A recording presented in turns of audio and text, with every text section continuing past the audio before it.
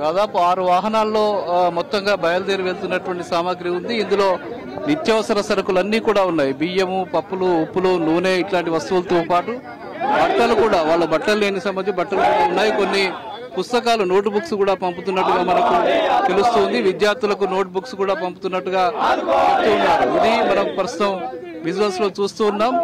ఆ కార్యక్రమాన్ని హరీష్ రావు గారు ప్రారంభిస్తున్నారు. వాళ్ళంతా కూడా వరద బాధితుల్ని ప్రభుత్వం ఆదుకోవాలని చెప్పి కూడా డిమాండ్ చేస్తూ వాళ్ళు నినాదాలు ఇస్తున్నటువంటి పరిస్థితి ఇక్కడ కనిపిస్తుంది.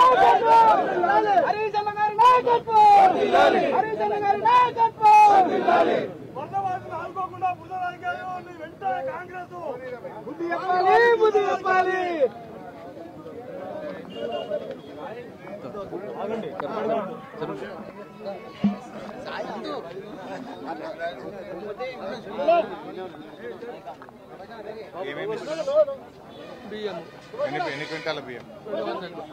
200 quintal.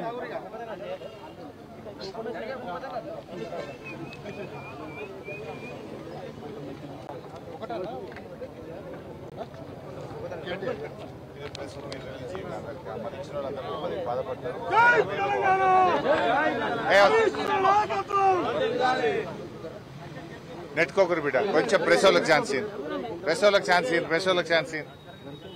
Right right right right right right.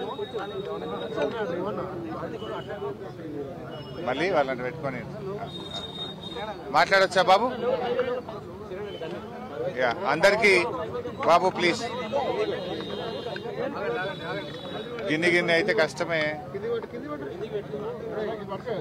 Okay, ఇవి తీరా బాయ్, మా మళ్ళీకి పట్టుకుంటాడు. ఇచ్చేయి ఇచ్చేయి, మళ్ళీకి ఇచ్చేయి, మా ఆవిడ పట్టుకుంటాడు తినేవంతకు. రైట్, మాట్లాడచ్చా? అరే నీ ఫోటో తర్వాత వాళ్ళని తీసుకొని. అందరికీ నమస్కారం. ముఖ్యంగా ఖమ్మం, మహబూబాబాద్ జిల్లాలో తీవ్రమైనటువంటి నష్టం జరిగిన దరిమల,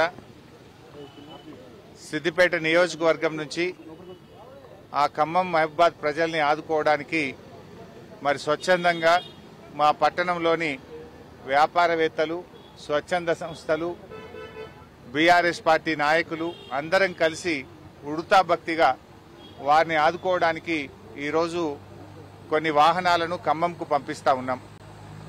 మళ్ళీ రేపు ఎల్లుండి ఇంకా కొన్ని వాహనాలను తయారు చేసి మహబూబాబాద్ జిల్లాకు కూడా పంపించడం జరుగుతుంది. ముఖ్యంగా ఈరోజు ఒక 200 క్వింటాళ్ల సన్న బియ్యాన్ని, ఒక 2000 కిరాణా సామాన్ కిట్స్, ఒక 500 బ్లాంకెట్స్, ఒక 2000 బ్రెడ్ ప్యాకెట్స్, ఆలుగడ్డలు, ఉల్లిగడ్డలు తదితర సామాన్లన్నీ కూడా తయారు చేసి ఈరోజు ఖమ్మం జిల్లాకు పంపించడం జరుగుతూ ఉంది. ఈ విధంగా అందరూ కూడా ముందుకు రావాలని పిలుపునిస్తా ఉన్నాను. మానవ సేవయే మాధవ సేవ.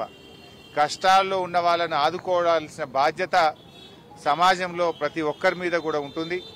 ఎవరి స్థాయికి తగ్గట్టు వాళ్ళు ముందుకు వచ్చి ఈ ఖమ్మం, మహబూబాబాద్ వరద బాధితుల్ని ఆదుకోవాలని చెప్పి బీఆర్ఎస్ పార్టీ తరఫున నేను పిలుపునిస్తా ఉన్నాను. ఇలా ప్రభుత్వం పూర్తిగా ఫెయిల్ అయిపోయింది. వాస్తవానికి ప్రభుత్వం కొద్దిగా ముందస్తు జాగ్రత్తలు తీసుకుని ప్రాణ నష్టాన్ని, ఆస్తి నష్టాన్ని మరి నివారించే అవకాశం ఉండే. కానీ ప్రభుత్వం నిద్రపోవడం వల్ల, మేలుకోకపోవడం వల్ల ఇవాళ తీవ్రమైనటువంటి నష్టం జరిగింది. సరే, వారి కష్టాలను మేము పూర్తిగా తీర్చలేకపోయినా ఒక సామాజిక బాధ్యతగా బీఆర్ఎస్ పార్టీ తరఫున ఈరోజు ఈ కిట్స్ అన్ని కూడా మేము ఖమ్మం పంపిస్తా ఉన్నాం. 2-3 రోజుల్లో మహబూబాబాద్ కూడా మరిన్ని కిట్స్ కూడా పంపిస్తాం. ఇప్పటికే కేసీఆర్ గారి పిలుపు మేరకు బీఆర్ఎస్ పార్టీ ఎమ్మెల్యేలు, ఎంపీలు, ఎమ్మెల్సీలు మేమందరం కూడా 1 నెల జీతాన్ని ముఖ్యమంత్రి సహాయ నిధికి ఇవ్వాలని చెప్పి కూడా మేము నిర్ణయం తీసుకున్నాం.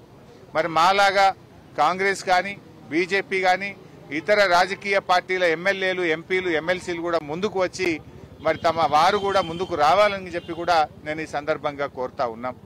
మరి అదేవిధంగా ఈరోజు ముఖ్యంగా ఒకటే ఆలోచన చేయాలి. ఇవాళ ప్రభుత్వం, ముఖ్యమంత్రి గారు మా మీద ఉల్టా కేసులు పెట్టిస్తున్నాడు. మేము వరద సాయం చేయడానికి ఖమ్మంకు వెళ్తే అక్కడ మా మీద ఉల్టా కేసులు పెట్టిండ్రు. మేము అక్కడికి వెళ్లి వాళ్ళను పరామర్శించి వారికి ఉడతా భక్తిగా కొన్ని కిట్లు ఇచ్చాం. మా మీద దాడి చేసినారు, దాడి వాళ్ళే చేసినారు, పైగా మళ్ళీ ఉల్టా మా మీదనే కేసులు పెడతా ఉన్నారు. అంటే ఈ ప్రభుత్వం పూర్తిగా దుర్మార్గంగా వ్యవహరిస్తూ ఉంది. ఇది ప్రజాపాలన కాదు, రాక్షస పాలనగా మారింది. ప్రజాపాలనలో సాయం చేసే చేతులకు ఎవరైనా కేసులు పెడతారా? సాయం చేయడానికి వెళ్ళిన మా మీదనే అక్రమంగా కేసులు బనాయించి ఉల్టా ఈరోజు ప్రభుత్వం మమ్మల్ని ఇబ్బంది పెట్టే ప్రయత్నం చేస్తుంది. సరే, మీ కేసులకు మేము భయపడేది లేదు. అంతిమంగా ధర్మం న్యాయం గెలుస్తుంది. ఖమ్మంలో దాడి చేసింది ఎవరు? నువ్వు కేసులు పెట్టింది ఎవరి మీద? దాడి చేసేది నువ్వే, ఉల్టా మా మీద కేసులు పెట్టేది నువ్వే. అంటే అధికారం ఉందని చెప్పి నీ ఇష్టారాజ్యంగా వ్యవహరిస్తా ఉన్నావు. ఇది మంచిది కాదు. దయచేసి ఇటువంటి మానుకోండి. ప్రజలు నవ్వుకుంటున్నారు. నిన్న మహిళలు కూడా అక్కడ తిట్టినారు. వాళ్ళు సాయం చేయడానికి వస్తే వాళ్ళను ఎందుకు ఇబ్బంది పెడుతున్నారని చెప్పి అక్కడ వరద బాధిత ప్రజలు, మహిళలు వాళ్ళను దుమ్మెత్తిపోసినారు. అయినా ఇంకా మీకు సిగ్గు రాలేదు, ఉల్టా ఇంకా మా మీద కేసులు పెట్టే ప్రయత్నం చేస్తున్నారు. ఇది అత్యంత హేయమైనటువంటిది. ముఖ్యమంత్రి గారు, ఏమైనా నీకు నీతి నిజాయితీ ఉంటే, నీకు పద్ధతి ఉంటే, నీది నిజంగా ప్రజాపాలన అయితే ఒకసారి రివ్యూ చేసి ఆ పిచ్చి ప్రయత్నాలు మానుకోండి, ఆ కేసులు ఉపసంహరించుకోండి. నువ్వు నీ తాటాకు చెప్పులకేం భయపడం. ఇది పైనుంచి మీరు ప్రేరేపించి మా మీద దాడి చేపించినారు. ఎందుకంటే మేము పోయింది సాయం చేయడానికి. అక్కడ ప్రజలు మిమ్మల్ని తిట్టిపోస్తా ఉన్నారు. ప్రజలు కనీసం మిమ్మల్ని దగ్గరికి రానిచ్చే పరిస్థితి లేదు. ప్రజల తీవ్ర ఆగ్రహానికి గురైనటువంటి మీరు మాకొస్తున్నటువంటి స్పందన, మేము చేస్తున్న పనిని చూసి ఓర్వలేక ఇలాంటి కార్యక్రమాలకు మీరు పాల్పడ్డారు. అయినా మేము వెనకకు పోలే. ఈరోజు చూడండి, నెల జీతం ఇచ్చాం, లారీల కొద్ది సరుకులను ఆ ప్రాంత ప్రజలకు పంపిస్తా ఉన్నాం. ఇది మా నిజాయితీ. ఇది నిజంగా వరద బాధితులకు ఉడతాభక్తిగా మేము చేసే సహాయం. మీరు ప్రభుత్వంలో ఉండి, అధికారంలో ఉండి తాగడానికి మంచినీళ్ళు కూడా ఇవ్వలేకపోయినారు. ఒక హెలికాప్టర్ పంపించలేకపోయారు. కనీసం అన్నం పెట్టలేకపోయినారు. మీ వైఫల్యాన్ని కప్పిపుచ్చుకోవడానికి ఈ రకమైన ప్రయత్నాలు మానుకుంటే మంచిది. ఎప్పుడైనా మంచిది మంచేనండి. తప్పు జరిగితే ఒప్పుకొని దాన్ని సరి చేసుకోండి. కానీ ఈ రకంగా చేయడం మంచిది కాదు. ఇవాళ కూడా మేము పత్రికల్లో, ప్రముఖ పత్రికలు అన్నింటిలో కూడా చూసాం. అసలు మేము ఎట్లా బతకాలి అని వాళ్ళు ఏడుస్తున్నారు. 10,000 ఏ మూలకు సరిపోవంటున్నారు. కట్టుబట్టలు తప్ప ఏం మిగల్లేదంటున్నారు. ఎవరి ఇల్లు అయితే పూర్తిగా నీటలో మునిగిపోయినాయో, బట్టలు తప్ప ఏమి లేని పరిస్థితి ఉందో, కనీసం వారికి ఒక్కొక్క ఇంటికి ఒక 2 లక్షల రూపాయలు ఇచ్చి ఆ కుటుంబాలను నిలబెట్టండి. అందులో ఎక్కువ మంది దళితులు, గిరిజనులు, బలహీన వర్గాల ప్రజలే ఎక్కువ ఉన్నారు. మైనార్టీ ప్రజలే ఎక్కువగా ఉన్నారు. అటువంటి ప్రజలకు చేయూతనివ్వాలని చెప్పి మేము ప్రభుత్వాన్ని కోరుతున్నాం.